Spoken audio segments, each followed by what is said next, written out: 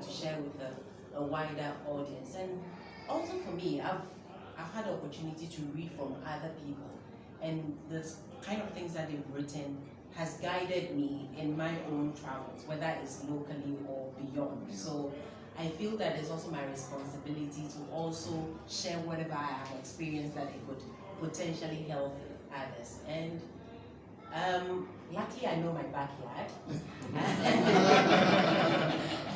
I know my backyard a bit, and there was a time in my life where I said, you know what, I have traveled a bit around Ghana, but I don't know the north. And I backpacked to the north, and I had my passport with me, and I said, you know what, I should know my neighbors.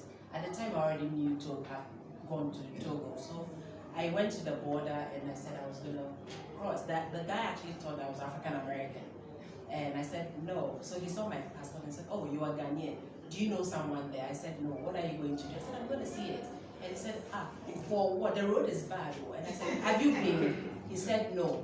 And I said, okay. He was there and I went back. I did a day trip to Ouagadougou. I couldn't really speak French, got around my road trip. And it was such an experience that will always stay with me. So I feel as I get inspired by other people's writing and I learn from it and I grow, it's my responsibility to also share. All right. So your issue about the backpacking across the border. I mean, I was going to ask you the next question, but I'll stay on you. As a woman traveling, and I'll use my research as a background. So in my research, the colonial African author travel writing, only one woman came up. Now, so which means women traveling is a problem, one. Two, most women who even end up traveling don't end up writing about their experience because of, you know, that all these issues about women in the society, women having more to do at home, not having time, even then, women not going to school to a particular level. All right. Now, traveling as a woman, is it that dangerous? And I'll refer you to another contemporary travel writer, Siku Kimera from Kenya. Maybe you may have met before. She writes about her cross-border journeys and how people perceive her as a woman traveling alone. Why are you traveling alone? Who do you know? Who is coming to pick you? Why people can't conceive that somebody will just get up and say, I want to know this place. What is your experience? So, oh gosh, that's a whole book on its own. But you asked whether it's dangerous. Personally, I think that if you should have a certain sense about you and have a feel of places, and of course with experience you get to learn a lot of things. Having said that, there are before I go on and answer your question, there are some pretty remarkable women traveling. One of my closest friends is one, Princess Muhatia Mahama. I don't know if you, yes. Madak, yes. She's done 80 countries and she's written, I think, 7 books already, even including children's books on it. In fact, she did a road trip, an epic road trip from Accra to Morocco. All right. And yeah, and I did a road trip from Accra to Senegal with another Ghanaian girl by road. We didn't experience anything except for the border crossings, which is the usual bribes they want to extort from you. But I think that sometimes when you stand your ground, that you're not paying, they will hassle. Sometimes they're just fed up and they let you go. I haven't really experienced danger, although I must say some border crossings have been a bit tricky. For instance, I was in Indonesia, going to Bali, and it's actually one of my worst border crossings, and that's the assumptions people make. You think it's visa free, so you should just go in and go. But there's a stereotype that Africans don't travel, or when we travel it's for economic reasons, and then you are a black woman traveling on this green passport. What are you here to do? Maybe I'm bringing drugs, and I was single at the time. So you can imagine the scrutiny. They scanned my back so many times, passed it around, swabbed my skin. I didn't exactly feel any sense of danger, but I was alert. I was just hoping they don't plant anything into my, yes, that was my concern, because I know that some of those places, they're just gonna, you just make a phone call that you're going to die. No appeal, so danger, No, although quite recently I was in Finland. It's supposed to be pretty safe, but Finland is also full of forest. Yeah. And I was walking through, and I was a bit scared, even though there was no one coming at me. I was a bit scared that someone was going to come through the bushes. So sometimes it's also mental. But the challenges I've had is more with my own people. Like, for instance, my mother, she never really understood why I pick my bag and travel. I should be married, save up my money for something else, you know. So those were some of the mental challenges that I had. But in terms of safety, I haven't felt like my life was really in danger. Strangers, I've slept in a lot of strangers' homes, by the way, not even couch surfing. I'll meet you at the airport, and it's women, by the way, and I'm sleeping in your home. Yes. Interesting. So I'll come back to that. Thank you very much. Kofi, so I made this statement about traveling your backyard. So I read what you showed me recently, made in Nima. How many of us know the intricacies? For those Ghanaians here, how many of you know the intricacies of movement in Nima? I mean, some of you may not have gone there. All you've heard are bad things. So when you're even passing around, you want to pass through quickly. All right? Now, Kofi writes something very, I like the first line, Aure. Oh, Aure, yeah. Yes. How many of you know what Aure is? They do. That's marriage. That's The marriage, the Muslim marriage. It's a whole week celebration. And if this man could observe a whole week celebration of Muslim marriage in Nima, then that should tell you the kind of work that is coming out and the interest it takes. It's not an ethnographic study, but he's just writing his observations, which also helps him to develop his own mental capacity. So how does Made in Nima come out? Okay, so Made in Nima was a project. It was a project. I was approached from London to propose a story, a travel story. We were about 14 from Africa. So when I proposed to do something like this, they didn't believe it because they were like, how can a place be as you have described? Because I told them, Nima is a slum, very poor people, but there are very rich people as well. And it doesn't make sense. It doesn't make sense. So, because my own little experience there, that's one place where you have people who are so connected to the place. It's because of the community feeling. Nima is categorized into what they call bases. Okay, so you have Angola base, you have Bronx, you have this, and those bases are communal. Those bases, they take care of each other.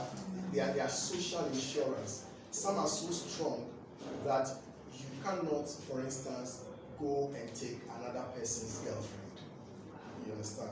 And there are games that are played when one has to marry, they invite, and then very interestingly, when one person falls ill and is in the hospital, they have a way of mobilizing. Sometimes they just troop on their motorbikes, and then before you realize, they get a nurse, they give them whatever it's supposed to be given to get the best help for that person.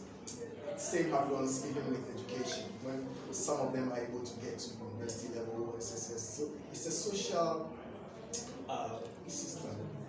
But there are worlds, okay? There are worlds because there are spots in Nima where Ivorians are. There are spots in Nima where Malians, Burkinabes, they are all, yes, they are all there. And that's also a place where you have people going abroad, coming back, okay, building in the Oyarifas and building in the Trasancos and East Legons. But when day breaks in their posh bungalow, they drive to Nima just to fraternize, spend time, eat breakfast, lunch, dinner, and then go back to sleep in their posh. You understand? So in the book I call it Nima Love. I call it a disease. You understand? So it takes a strong community feeling to be able to achieve that because the person feels he still belongs to the base. Okay.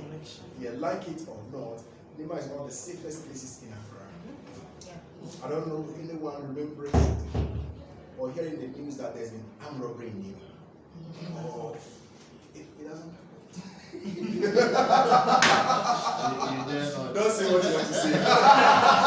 But you can bring in your. A forest bureau operator was recently shot. Yeah, okay, so that's recent. No, it's a quotation I heard, and now I'm trying to remember. I heard the guy yesterday. No, it was Truman. He was reading from one of his short stories, and he was quoting. I'm quoting.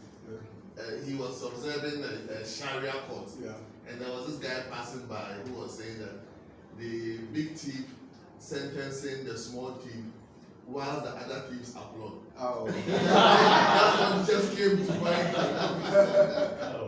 So in Accra, for instance, Nima is the only place where you can get a forest bureau open on a Sunday evening. Sunday evening. So, yeah, so, and then Nima has its own, they have a red light district, very vibrant red light district. And then there's also a juju shop, actually juju market. So all the things you need when you watch the movies, all those things that the juju man asks for, you go to the market. I went there and I saw pastors. But then they have to convert the juju. I don't know. But can you give the exact location? It's behind the market. It's behind the market. It's actually behind the market. Just ask. Are you a pastor? I used to live at Nima Residential. Okay. So yours is residential. Yeah, so there are people in Nima who don't know that it exists. You understand? So basically, travel for me, beyond everything else, it's a metaphor. Okay, life is a journey. This life is a journey.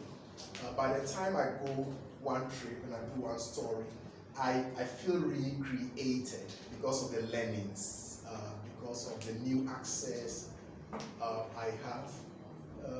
It's a specialist trade because it involves two disciplines. It involves writing and it involves traveling and reporting. Yeah. And actually there's a fourth discipline, if I may add. You have to be crazy. You understand? You have to be crazy. Those who should be travel writers ideally are commercial drivers because they're always on the road, right? But their predisposition is different. Okay? So, and then there are those who travel but they can write. And there are those who write but they don't like to travel. So you need that combination. That's how come it's kind of a rare field. Alright. So your final statement brings me to the next question. How has travel shaped your ideology, your personal ideology about wherever you're writing about? But before he goes on, I wanted for him to explore the Shatawale thing within him. Did you study that as well? Oh yes. So they also have this linkages and then allegiances, not only to pop stars and musicians, but also football heroes and boxing. Yes. Politician it's not as entrenched as pop stars. So VIP, for instance, Free Pipe, that's their base. When it comes to even boxing, they had their own boxers actually coming from there. So they have these allegiances to these people. And sometimes, so we know the Shatta movement and then the Beam Nation, it's also there. And they are able to use it for good because sometimes they come together for sporting events, recognizing the division. So the question, how has travel and your writing, the observations, shaped your own personal ideology? Because sometimes when I read the two of you, anytime I read any of your work, and yet to read yours, I can foretell, or by the time I finish, I can actually read the rhetoric of your mind. because it's perspective. So how does it shape your ideology to life? Okay, thank you. I just want to make a connection between Lima and some part of Lagos, which is called downtown. Well, it's called Isaleko, right? In the local whatever, but again, it could be said to mean downtown Lagos. So it has that same kind of lifestyle. They are closely knit, and then they could build expensive houses far away, but they never fail to come back to that community. It's like a blood in them. You can't go too far away from it, no matter how rich you are or how far away you travel. Even abroad, they always come back home. And it is a subject of White Lagos, because White Lagos is about your festival in downtown Lagos. Okay, so people come from people from that part of the city come from everywhere in the world to attend this festival. Okay, so how does my traveling shape my ideology? So the thing is, I always say to people that one of the best ways to live is to become a travel writer. Because by traveling as much as I do, as much as he does, as she does, you get to see societies in ways that the average person will not see it, and more cautious about the things you say about people from the other parts of your country or society. You don't get judgmental easily. Nowadays in Nigeria, it's some of the things that is causing the trouble. When things happen, we always come up with labels. It's because there are local terminologies for these things. It's because it's an Hausa person, or it's because it's an Igbo person, or it's Fulani. And that has caused a lot of issues, even in the reporting in the media in Nigeria. Because when things happen in a particular part of the country, we know the people who actually dominate that area, and then we label them with where they come from.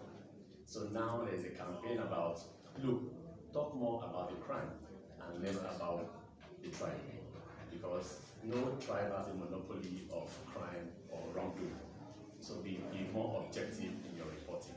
So I say that to people that, look, just travel more in this country, then you will learn to drop that thing about labeling people, and you will appreciate the country more as a single entity, and we see ourselves as just one humanity, and not just based on where we come from or the religion we profess. For example, I go to mosques when I travel. I go everywhere and I eat everything.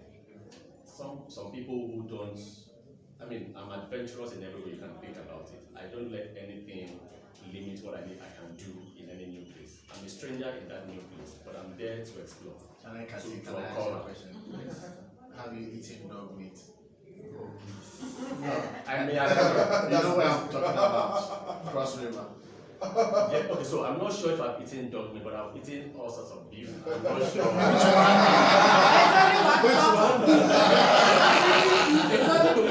Which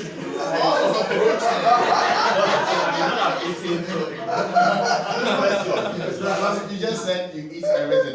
So this, I've not really gone out to say, look, serve me dog meat. But if I happen to be in Calabar and they tell me that the only thing that we have in our street is dog meat, I'm going to eat it. Let me tell you why. Because I was in Badagry like 4 or 5 years ago to do a story on there's a secret snake market in Badagry that not many people know about. People come from all over the southwest, and they don't do the markets on a day like this. 5 o'clock in the morning, 6 o'clock. Everybody comes, meet their snakes, and then they go. So, Eat them all. Yeah. What is It it? is now. It's like chicken. To eat. It's actually like meat. It's like not Yeah, meat. like You never know. I thought it was for medicine. No, not medicinal. So there are people who actually use it for medicines and stuff, but this actually sold for to be taken. Okay. And so after doing that coverage, I stepped in, but we went in early in the morning. We saw I was like, well, we didn't have smartphones at the time, so I really couldn't do much of recording. And again, we're also like, would these people allow us to record anything? So I just observed and I left. So having covered that kind of scenario, the next thing was we need to go and eat this thing. So we had to go look for where they do snake pepper soup. And I ate it. I've never done that in my life, but I needed to experience what it tasted like. So that's what I'm saying. There are no boundaries for me, there are no limitations. I just get into a society and cover it as best as possible. Wow. Cross-border travel and shaping. So for me, I think what the way travel has shaped my ideology is that I find if you're looking for negative stories and the stereotypes about Africa, it's already there. You don't have to try very hard to find that. So I find that more and more, I'm focusing on the positive. I remember last year at the festival when we did a reading and I shared some stories. Someone asked me, are you always optimistic? Are you always positive? Because I said that if you're looking for negative stories, it's easy to find them. Maybe that's someone else's job. But for me, I feel that it's my responsibility as an African that if all the lens is focused this way, it's my responsibility to turn the lens the other way. So then I would focus on the positive. Yes, we have issues, but who is writing about the positive? I'm not going to wait for someone else to do it for me. So that's how it shaped my, I joined it. Yeah, how travel has shaped. Based on your trip to the north, issue of accreditation and Everything. Okay, so I feel I have access to every part of Ghana.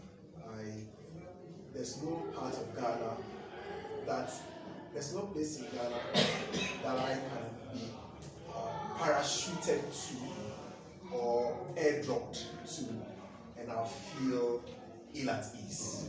In fact, I always say that if you blindfold me and you drop me from a helicopter, all I need to know is my bearing. If it's all forests and mountains, all I need to know is my bearing and I'll have a good sense of where in Ghana I am. I can guarantee you that. Maybe hearing a few strange languages, I can tell you, okay, this is not here at least. This is there, that kind of thing. Because I've allowed myself. Okay, so there's immersion, right? I immerse myself, and I also allow Professor Isis Sutherland said it better, so I'm quoting her. She said, "I allow Ghana to speak to me." Okay, I allow Ghana to speak to me. So I soak everything. So I feel at ease. I'm able to look at every situation, every culture, every group of people in equal respect. Okay, I have never, and that for me is one of my greatest achievements. Nobody sees it, but for me, to be able to report about the people who are so distant from you. I'm talking about the North. I've written more about the North as a non-Northerner than anybody, and no one has ever said this is wrong or we don't agree with this. You understand? For me, that's my greatest achievement. There are people who think I'm North now, but I'm not. Okay, so that's there. I'm also excited about the fact that my big lesson, which excites me, is that people are the same. When people are the same everywhere. Everywhere you go, you find someone who reminds you of someone back at home, either in appearance or in attitude. You understand? So we do not need to harbor prejudice at all. Finally, travel has made me to have faith in my fellow Ghanaians, in spite of everything else, because the kindness of the stranger, okay, I am a big beneficiary of the kindness of the stranger. Many times you're on the road, you don't even know the next place you're going to sleep, but somehow a stranger just makes things easy for you. All right, good. So this is a very general question on the outlook of Africa when it comes to travel. What is your, should I say, belief, or how do you foresee Africa in the future in terms of border crossings? And what would you recommend, as most of you have traveled quite a place in here? Okay, well, Edem has already shared about the frustrations of traveling across the borders. We know that has been an issue for decades. And it pains me a lot when I see that that's what is happening on the continent, that we can't travel easily from one country to the other. It's even sometimes almost easier to travel abroad than it is to travel within the continent. So it's something that has actually been playing in my mind. How do we make Africa easier to navigate for our people? Because I don't see any sense in a continent of 54 countries and all all its citizens don't know next to nothing about the places. Sorry? 55 now. So why would we have 55 countries on the continent? And all that we talk about, all the places that we choose to go to, are maybe 4 major cities in the world outside of the continent. There's a rich history on this continent, there's rich culture, there's cosmopolitanism across the continent. Okay, why are we looking out instead of looking in? So for me, the future of Africa will be, there should still be borders, of course, to check illegal whatever, goods from flowing from one place to the other, and people with criminal intentions. But let it be easy for people with pure and global intentions to travel. So for me personally, I'm taking my gaze from just traveling in Nigeria to trying to travel in the continent. Okay, even with all the tough border issues. I'm going to start that maybe next year, and then hope that I'll be able to cover a substantial part of the continent maybe in 5 years. And at some point, what is the whole idea for it? It's just for me to now be able to share my experiences of traveling in these places and show them to fellow Africans. So guys, we need to travel more on our continent. We need to know more about our continent. As things stand now, we don't know much about the continent. I think it's sad. We can tell people more about London, about Frankfurt, about New York, about everywhere.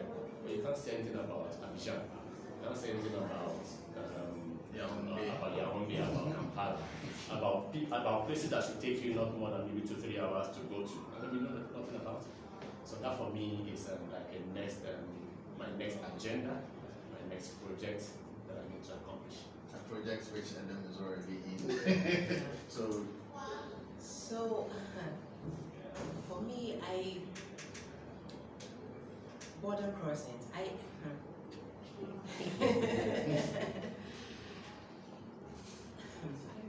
Where do we start? They make it so difficult. Yes, even as much as we encourage Africans to travel across Africa, we are not very nice to our own. Yes. We are not. I mean, just going through Togo is a hassle, you know, and I can bet it's the same for them when they are coming to Ghana. Yeah. Yeah, it's a hassle. The time that I took some of my students on a road trip from Accra to Benin, and they almost wanted to return. I said, "You're not returning. We are going through." But it was an exercise. Yes, everywhere. It was an exercise to ultimately build their confidence, and they appreciated that afterwards. And it's tough. Crossing borders is tough. Sometimes it's easier if you fly, but if you're going by road, like if you're going, for instance, Ivory Coast, they will blow the whistle on you so many times. Yes, you will stop so many times. So for me, what I have tried to, I don't know if the authorities are listening or not, but starting next month, I'm starting a podcast focused on Africans so that we share our stories. Actually, I've only been here 2 weeks. I've interviewed 10 people already. This morning, I've interviewed other travelers. They already travel influencers within like Africa, so that we can share what is going on, our stories. And this is something that I'm going to commit my life to, you know, because no one is really telling our stories. It's easy for another black person to travel if they're on a British passport or they're not telling our stories. And I feel that we have to communicate that. And I'm doing this. We'll reach out to tourist boards and go as far as I can, you know, so that we share the highs and the lows. Because otherwise we're not going to go anywhere if we really want to promote tourism. And for as long as I remember, I studied tourism for my first year for my master's, and we'll be saying tourism is the #3 foreign exchange earner. We were still saying that. 20 years ago since I left university, we are still saying that.